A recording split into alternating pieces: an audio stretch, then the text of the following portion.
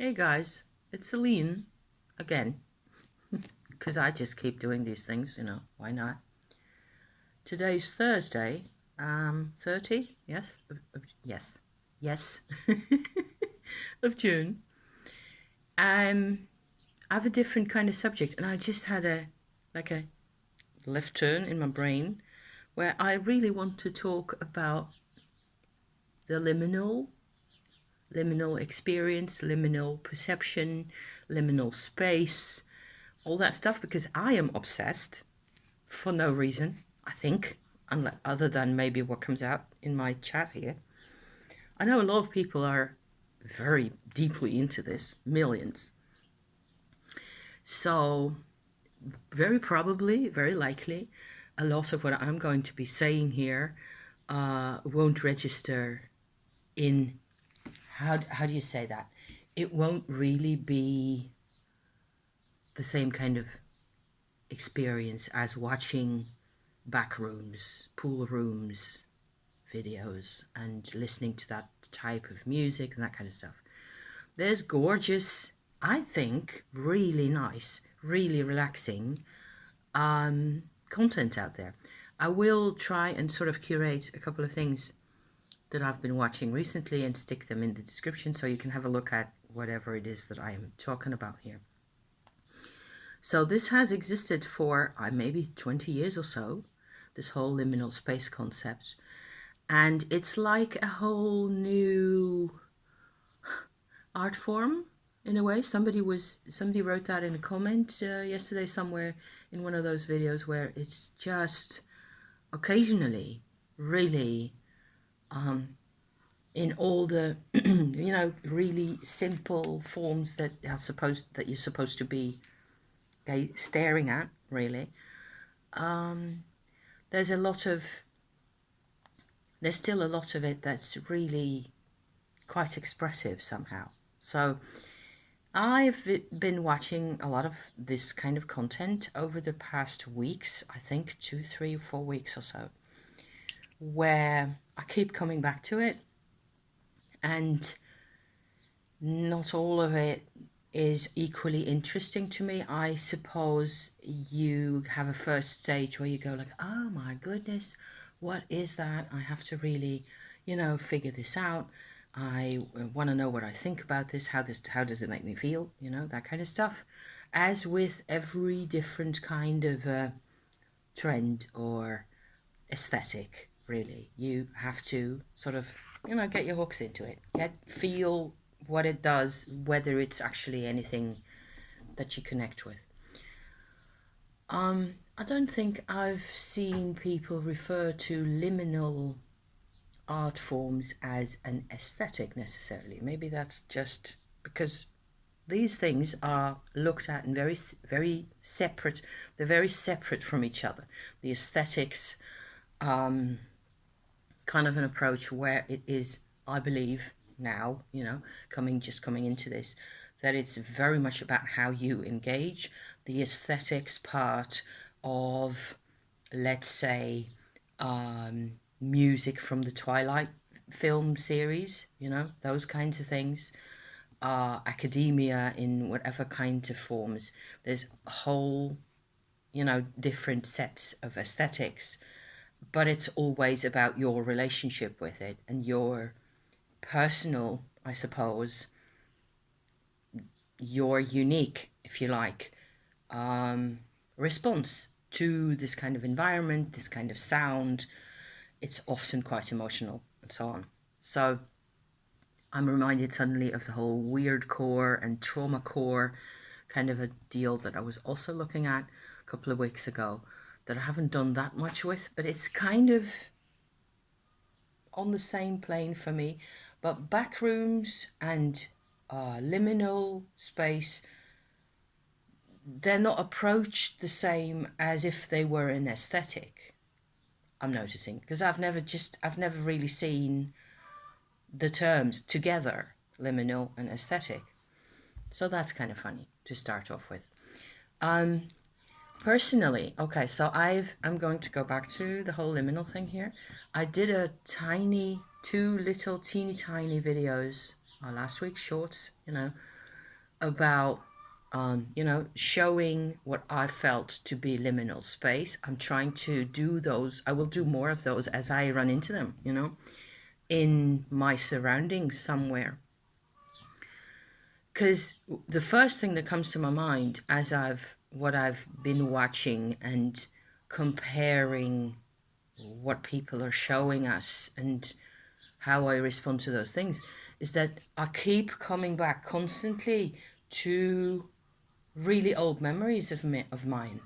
And at this level, I'm not going back to childhood memories, not because that's sort of a different chapter in this whole story. I remember, okay, I'm going to be 56 this year. I'm old. I'm really grandma material, absolutely.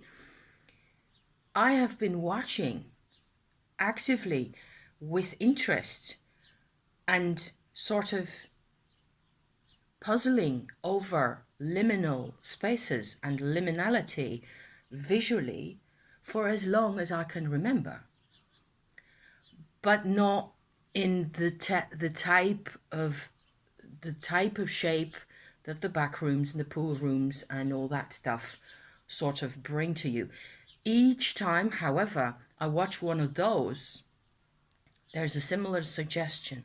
There's a similar connection. There is something that is the same in all that qualifies them really as liminal, and everybody's trying to define those things, and there's philosophy and writing being done about those things and so on and so forth. I watched some of that as well. I'm halfway through a video that I will potentially also link in the description here, because you never know whether it's interesting or not.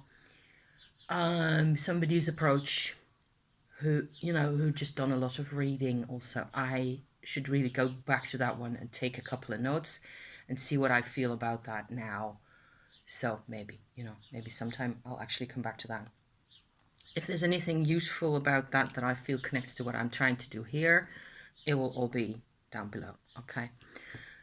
So there's things that are in all those videos. Okay.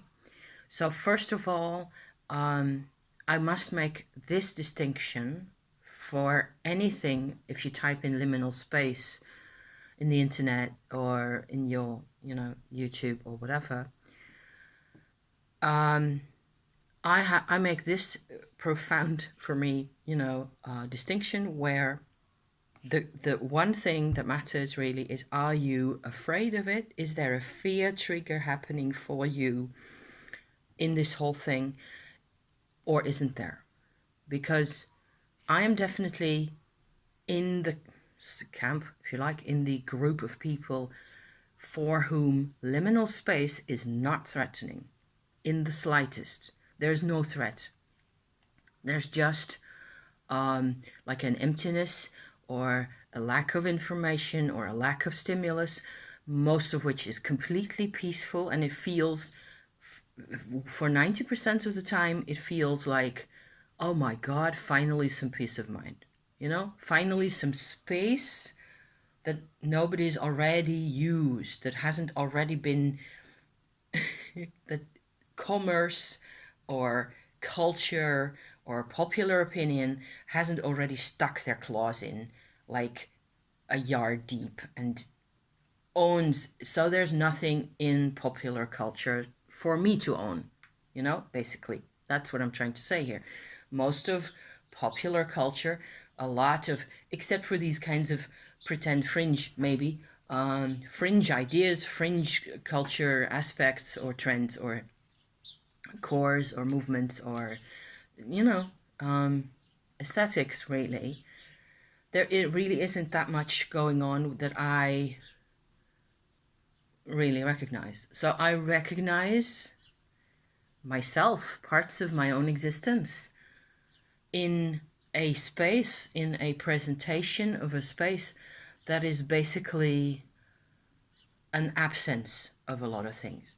This is exactly what I was looking at 30 years ago, like way before.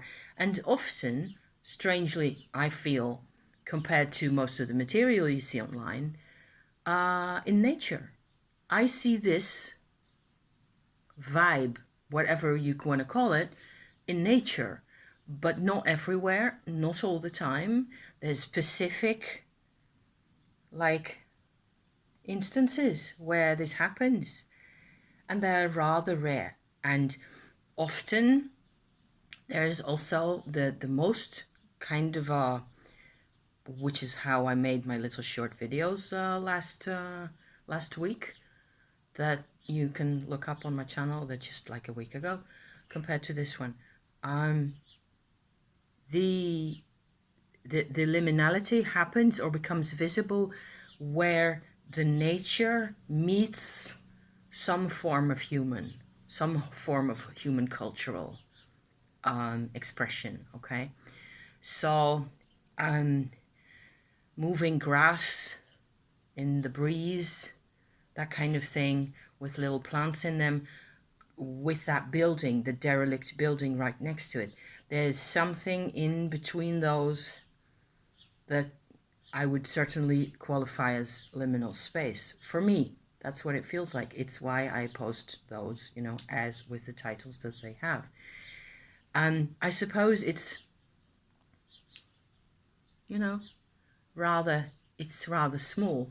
It's not like this all overpowering, encompassing type of liminal space where you, like with computer games, which is what you get to see a lot of the time, you really are completely surrounded. And then, of course, you come to this other group of people who are in it for... somehow it becomes a challenge to them. And there's a lot of fear going on. There's a lot of people, I suppose, or I believe, people who really want to deal with fear or live with what that feels like in whatever way applies for them, which is why people watch horror movies and stuff like that. There's a whole lot of about that I could try to very boringly explain. I am reading a vampire book again for the fourth time or so. It's actually kind of nasty occasionally because it's about vampires, so it's supposed to be nasty. And I tend to skip most of the nasty bits because, yuck, However, I felt like the whole vampire ideology really is about narcissism. The whole ideology, the whole mythology, the whole construct of vampirism and so on really is about showing the mechanics of people behaving in utterly, completely, 100% narcissistic ways. People being completely taken over by their narcissism and acting and behaving and feeling from there only, it makes sense to me. And this is why I read this stuff, once in a while, because it was what I grew up with, partly. So it's like an illustration of aspects of the emotions that I had to deal with. It kind of explains things that you don't really get to see explained anywhere else.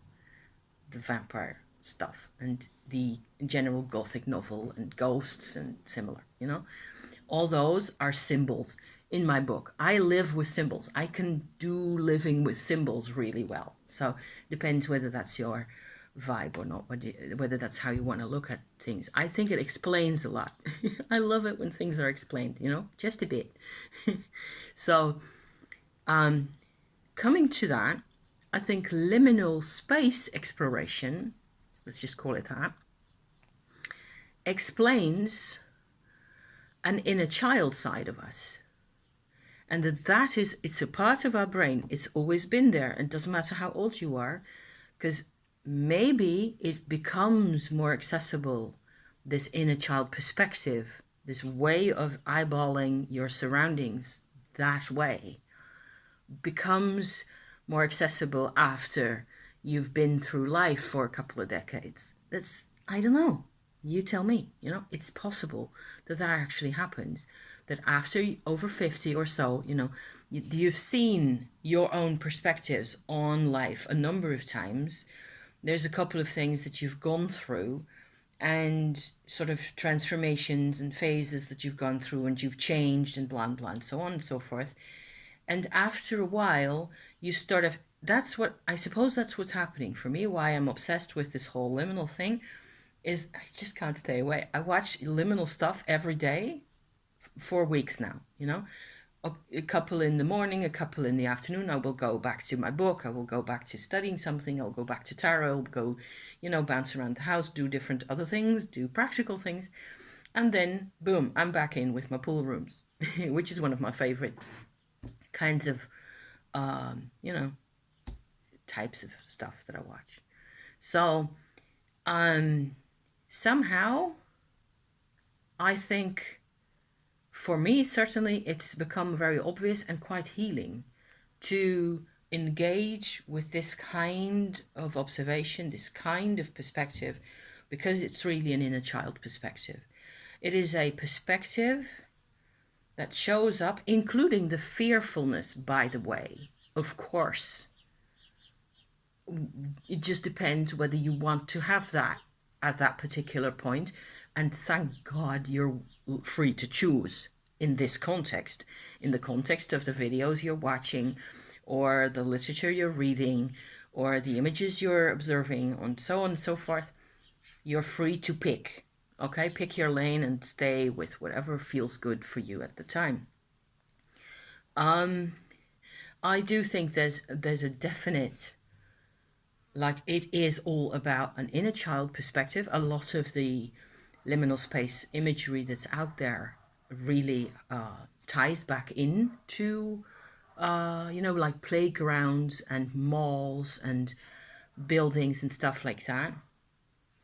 It is like a separate set of eyes that is hidden in your brain. Most of the time, most of us don't get to access that set of eyes that much anymore.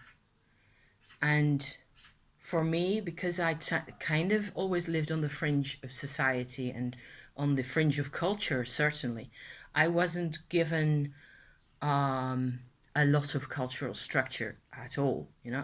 I grew up without any real ties to any particular culture, except for being generally Dutch compared to the French people around me back in the day when I was in high school. I was definitely not French, okay? I was definitely Dutch. However, getting back to the Netherlands afterwards, I had a massive disconnect here, which I just realized. So, but maybe because of that, I've always sort of kept fairly close to that perspective, that sort of a slightly surprised, is this safe, kind of a checking way of looking. I've always been quite observant of my surroundings, especially new surroundings. And I have noticed liminal bits and pieces everywhere for as long as I can remember. So I think that's rather nice. It's rather cool that I can actually say it, how shall I put this? It gives me a sense of finally recognizing somebody's language out there. One of those times. This happens more often with other types of context. Sometimes there's a poet or a painter or somebody who makes stuff. Like with my my tarot deck that I got last week, and that I trimmed and edged and all that, with all the fabrics. That's just been a total joy to work with. And I didn't know, I really didn't, which is kind of stupid, that I am this much of a textile working person. Whereas I've always made the bags and made the little, stitches and quilty bits and crochet and what the blazes. All that stuff has been very much been part of my life. It's also been really private. It's also been quite active compared to other parts of me. I think the, embroidery and textile finicking around with, messing around with bits of fabric has been my life since I was 14 years old or so, at least. So it shouldn't have come as a big surprise, but it did, okay, with the deck. And so all those things are like, I am discovering that there are even though it's aspects, it's like I don't really connect to individual people necessarily that much because I just don't know how to do that. Go ahead. It's weird. And there's loads of people like me, so I can connect to the people who don't connect. Yeah, mentally, that is, in the mind. In a child's eyes, eyes without judgment, and a perspective that is what is shown is a perspective that doesn't have preconceived notions about, for example, about scale, was one thing that I've always that I wanted to be saying here for quite a while now. Watching those things, often you can't tell whether the thing is like this wide or a lot wider. And when you're smaller, when you're 5 years old, things are bigger for you because you're smaller, okay, compared to being a grown up. A lot of our culture, our civilization around us in the West, certainly, is made to fit human adult sizes, okay? Tables and chairs are made to fit the more or less standard human anatomy sizes. So the distance between the bottom of the chair and my table surface is the distance between my butt and my elbows, like so. It was meant to have that function for grown-ups. When you're a kid, what do? You sit under the table, don't you? Everybody has done that. When you're 5, you live under the table, which is a whole liminal space all by itself. That's what I kind of wanted to be me, shoving into the internet here, because on top of all the other intel that's already out there, I just feel this is fascinating. I had a little experiment, so that's probably going to be my last little part of this whole episode here today. I tried to do liminal cooking, which is probably going to go like, what's she on about? It ended up working, okay? So I have a recipe. I will just tell you what the recipe was. It was fairly simple, really. Let me think. I had meatballs. I had some kind of, there's Dutch sort of a meatball that has bacon around it. It's a lengthy-ish, like a meatloaf, little one-person meatloaf like that with bacon around it, okay? I fried a couple of those for my husband and I. This was on Tuesday. Then I took them out of the pan because they need to be cooked for like 10 to 15 minutes or so. They go onto my hot plates. I had a pepper, large yellow pepper, like a nice big one, sliced up, that I fried in the pan that the meat rolls had just left, okay?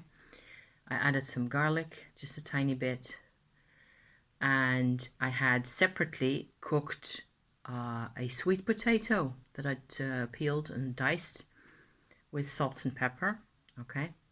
I added the sweet potato once it's been drained into the pepper mix. Once that's been properly, everything needs 5-10 minutes or so to sit. The bell peppers tend to improve if you give them 5 minutes more in the hot pan, in the hot, stuff. And I had a tin of beans in tomato sauce, like South Turkish beans that I'd gotten at the Turkish supermarket that I was talking about earlier. Those went in. And I added saffron, coriander was in there, coriander seeds, just a bit, and turmeric roots that I'd dried myself and ground up, so you get this lovely, super yellow. It was really yellow and orange. And I had 2 fresh, really ripe apricots that I diced up, and they went in there on the top of everything else. And the meat thingies went back in, and the lid went on for like 7 more minutes or so. So until everything was kind of nicely done. So you have your carbohydrates, you have your protein, you have your veggies, and a couple of other things, okay? It tasted real nice. I was experimenting because normally, what would I have done normally? I would have put in tomatoes more, okay? And what happens with tomatoes and onions is that everything kind of becomes very Italian. Your taste, your experience of the meal becomes really this same thing goes towards Italy much more. And there's no real surprises there. It's always, I mean, I love Italian food. You can give me Italian food the rest of my life. I won't complain, okay? But it will be kind of predictable often, in terms of tomato sauce, garlic, herbs, spiciness in whichever form, bacon. It's kind of okay, it's always more or less like that. However, I'd been watching all this liminal stuff and I went like, okay, so I'm going to just trust my gut here. What can I, because I've got like a huge cupboard full of spices and herbs and things. What can I put in? And how can I sort of make this a different kind of meal? So not Italian, not Turkish, not over the top in one way or another, culturally set. Because that was my first idea is to not go in those directions. Just keep it right here. And it worked. The funny thing was it actually worked. So when the thing was done, you had this lovely orange mass with yellow and bright yellow bits in it from the peppers and the sweet potato. It was tasted really good as well. I was completely pleased. There was a lot of tanginess from the apricots in there, sweetness. It was hot and spicy and delicious. It was absolutely fabulous. And I had some left over, which we had last night with a meatball, a regular, normal meatball. And the flavors of the original version, of the original Tuesday night recipe, had sort of melted into each other, which was what happens when you stick what you got left over in your fridge and you reheat it the next evening, right? It will have melted together and it became much more like an actual sauce with bits in. So that was fine, but I was comparing in my mind the first version and the second version, containing nearly the same things otherwise, And I noticed this and I was reinforcing for myself my belief that liminality is about an inner child perspective, okay? About a 5-year-old perspective. You're interested enough in the world by then. You're connecting with the world in one form or another, in one way or another, probably the whole time. You're constantly aware of your surroundings when you're 5, okay? So not when you're 2.5 or 3, because then you're still very much in your body and it's different. I don't know how to put that really. I would say 5 years old for me, okay? Which is why I'm interested in this stuff and why I feel this is completely fascinating, especially with the food, because it was a nice meal and it was different from how I used to work or how I normally work. And I'm certainly going to be investigating this whole thing a couple of more times, where it links in with how I used to perceive food as a child, where when you're 5, you taste individual things much more. So what I had cooked, certainly Tuesday at the, when I first made this dish, it was about separate ingredients that nevertheless kind of harmonized together. The tastes were okay together completely with the sweet potato and the apricots. That's not a problem, they will work together just fine, certainly if they're heated and so on. But they were like, it was like you could actually, every bite that you were eating it tasted slightly different. And it was inviting you, the recipe itself invited you to be aware of that, to be aware of the different aspects of what it was that you were having. So this won't always work. It won't work with really strong flavors either, I think, like super chili, super hot stuff, because then you're disturbing the focus in a way. So it has to be something palatable. And of course, this is a meal with the apricots and all that not everybody will like, and certainly not all children will like. But I would say that you could do a lot more in terms of food for children, healthy food containing all the nutrients they need and so on, that actually is interesting to eat and not it's like a whole adventure by itself in terms of taste and texture and so on, you know, different forms of. I was much more aware of what I'm eating, whereas I'm always 100% aware of what it is that I'm eating, you know. So that was my little experiment. Am I talking for half an hour? Yes, good lord. With liminal cooking, which I thought was completely funny. Let me think whether I had any more comments to make that are super important about this whole thing. I believe we're surrounded by liminality. Bricks are extraordinarily liminal, if you want to look at them that way. I'm kind of surprised. That is it. I'm kind of surprised at how intense this whole thing got and gets for people, how popular it gets, how people are actually watching this stuff for days on end with their eyeballs like front and center, because it draws them in all over again and again, you know. Let me put my little unicorn back out instead of the hair clip. See, I've got a unicorn bracelet. It's my lucky bracelet. I haven't worn it for a couple of weeks now, but it's just a kid's bracelet that I got for no money at all. See? It's cute. Lucky. Liminality exists in all sorts of places all the time. A lot of it has, you are the one who's liminal, really. Which I think is fascinating and it's cool. And it's just, for me, it's just being a part, it's a part of myself, really. I feel really at home in it. Which doesn't mean that there aren't fearful sides to this and scary sides and dangerous sides, even. Because being a 5-year-old, of course, means being vulnerable to influences from the outside and being kind of incapable of dealing with threats very well. So you need protection, right? Which is tough all by itself. So on that slightly unsettling note, I'm going to leave you again. I'm going to go back out in the sun because hot and beautiful and gorgeous and till the end of the day, and then it's going to be raining and thundering again is what they're telling us. And tomorrow it will have cleared up again, hopefully, or at least that's what they're telling us.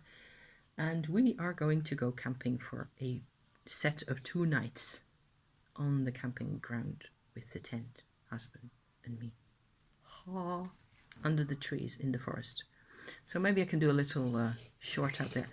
Not everything in the forest is liminal space. So to be continued, okay? Investigating. Okay, thank you for watching, guys. Love you to pieces. See you next time. Ciao.